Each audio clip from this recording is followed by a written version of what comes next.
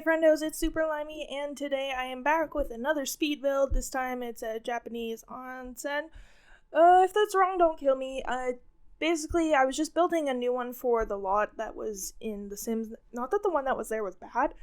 I just wanted to make my own. I had a lot of fun with this. I started building it in Newcrest because when I was starting it in the New World, it was kind of like too snowy for me to like get an idea of landscaping and stuff, and also it was so like bright white that it was kind of hurting my eyes for a bit, so I had to set it up here, and then I went back to that world. It goes back pretty quick. It's just when I was setting up the outside, like getting the color scheme and stuff, the roofs automatically went white, and it just like was hard for me to envision the entire build properly. So either way, just like a little fiddling, getting everything right. Now, did I suffer from technical difficulties this build? Yes. I have almost completely decided to blacklist platforms in my mind, because it's just, oh my god, guys, so many glitches. I don't know how many times I rebuilt parts of this build. There's a part where it cuts out this technical difficulties because I literally, you see all the columns on the build, there's at least like 20 of them or whatever. The roof's just deleted, but either way, there's at least like 20 columns. I had to go back and readjust all their heights. It was just like my living nightmare. And the inside, I had to do like a lot of workarounds, at least on the main level. I had a different plan for the whole build, and I got so frustrated with platforms that I had to change my whole plan. So I literally rage quit this and took a break, which normally if I'm having like a build that I'm not feeling, I will just scrap it because my heart's not in it. This build I really loved, and I really loved making, but I couldn't do any, like, it just kept glitching.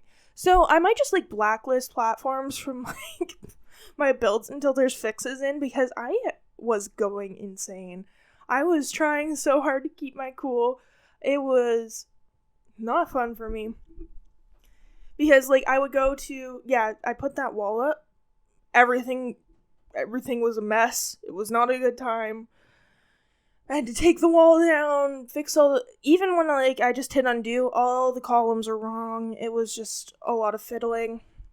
I did go to use, like, debug rocks, and then my thought was, I don't think snow collects on them, so the base game rocks were better to go. This build is just Snowy Escape and, base game. So, as you can see, I went to put down that hot tub, and I was like, wait, I'm just doing base game.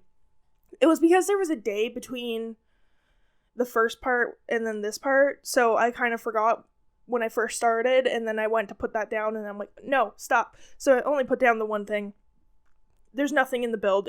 I'd made sure it was all one pack. I really enjoy doing like the one pack thing. If you have a lot of packs, I really suggest just doing a build where when there's a new pack, just using that pack. And the reason why is I find that I learn the objects a lot faster because I can only use base game and Snowy Escape. So when I'm going through all the objects, I'm looking for, just Snowy Escape and whatnot, and I find like I learn, because when I first started getting packs, I don't think I would explore every last object kind of thing. And then it would be months later, I'm like, oh, I didn't even know that's an object. Or I'd be watching someone's video, I'm like, what's that from? And then it would be like from, I don't know, Get to Work or something. So doing it like this way, I find really just, everything then. You're open to the world of possibilities. Again, I went to put curtains up and I needed to put a wall, but no, it would delete everything because there was platforms.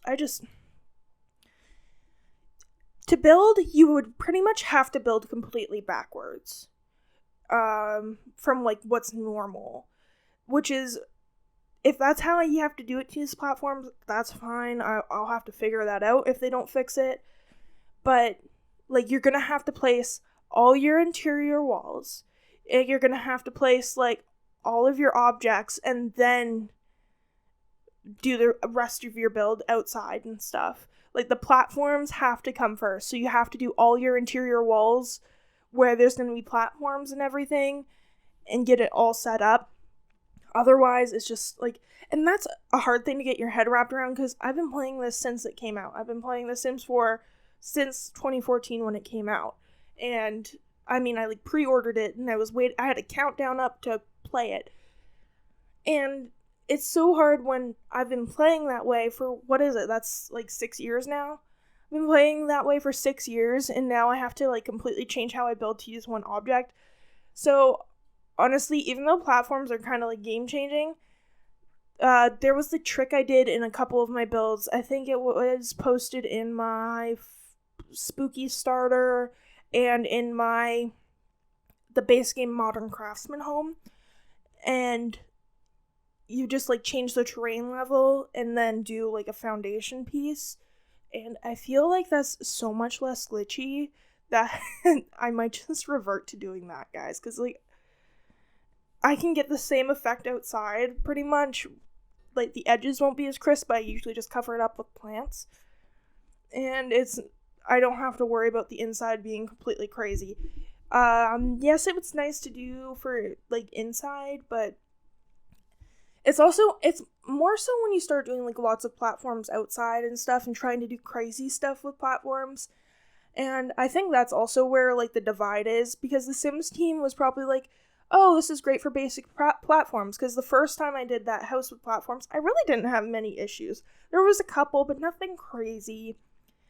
And because it was just a basic house, but of course the builders are like, how can we use this any way possible, which is fantastic. That's how we have so many like workarounds and make crazy builds that like are just absolutely insane. Like Kate Emerald, she finds the most crazy workarounds and stuff like that. And that kind of thing is like awesome for the game, but they probably weren't expecting that. Like when they were testing it and whatnot, they probably weren't going to see all those glitches, because people, the people that do that didn't have access to the game yet. So that's what I think probably went up with like all the weird glitchy stuff here. They're not used to the large amounts of like, I don't think someone was trying to build like the cool spiral staircases so many did. Like Too Tall Tina did it, and Kate Emerald did it. A bunch of people, someone, I believe a girl named Emma did it. I follow her on Twitter. I don't know. A bunch of people did it, and like that's something probably the Sims team didn't like even think about trying. So like when things like that have lots of glitches, that's like not what they were intended for, and that's why I think that we are having so many glitches, because we're here to like use it as much as possible in the coolest ways possible. And sometimes people don't like think about that kind of stuff. They thought about how can we make these work, and they got them to work, but the glitches are from ways they didn't even think about making them work. That's just what I think. I could be wrong, but like I found most of the glitches were because I put platforms outside first, then putting platforms inside, then it messed up all the platforms outside, and then I had to fix everything. And the ones outside, they should just be one step, and I shouldn't have to put stairs on them for them to work. But now I had to go in and put stairs in them for them to work. And so there are a couple changes in the screenshots, nothing super crazy. I think I moved like one platform, one tile, and put in stairs everywhere to try and make everything work. I think the biggest thing was, what was it? Trying to get the one hot spring to be on the right level, because for some reason it was like up a little bit so people couldn't enter it. Were hot springs glitching for anyone else? Because I've tested them multiple times, and for some reason my Sims wouldn't get out of them. Maybe the update fixed that, but they would not get out of the hot spring, and like they would just like stay sitting in there forever. I would try and get them out. I had to completely like reset them and like teleport them to get them out of it. It was just like a thing. This is just me adding more detail. I was having a lot of fun with this build once the glitches were set aside, and like I said, the interior plan was kind of different from what I originally planned, but I didn't want to mess with it because I rage quit, and that's not very often for me. If I'm having a problem with a build or I'm not really feeling it, I delete it. I liked this build, but the platforms were just making me angry. So I might use platforms very sparingly until until there's more fixes or something, because oh my god, guys, this was a challenge. It was just me struggling for a very long time. I cut out a lot of footage of me just struggling with it. I did playtest this whole thing afterwards. That's why there's slight changes in the screenshots, but nothing crazy. I moved things like one tile. So it will be just slightly different, but either way, it's screenshots.